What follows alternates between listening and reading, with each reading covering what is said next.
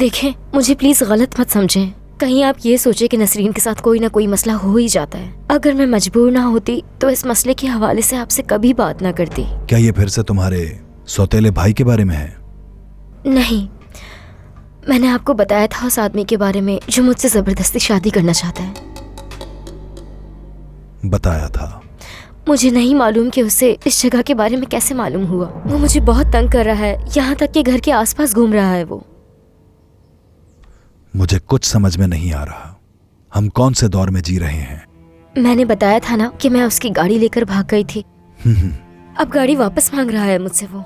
मुझे तो सही तरह याद भी नहीं कि मैंने वो गाड़ी कहाँ पार्क की थी। मैं तो टैक्सी लेके घर आ गई थी, मुझे कैसे मालूम होगा? वो गाड़ी का बहाना करके तुम्हें परेशान करना चाह रहा है। खैर, अली से करता हूं बात इस बारे में, वो सब देख लेगा। और अगर तुम्हें कहीं जाना है तो तुम मेहमत के साथ जा सकती हो, ठीक है? वैसे तुम्हारे लिए बेहतर है कि बगैर किसी काम के बाहर ना जाओ। आप मेरी मदद करेंगे, मुझे मालूम था करीम साहब।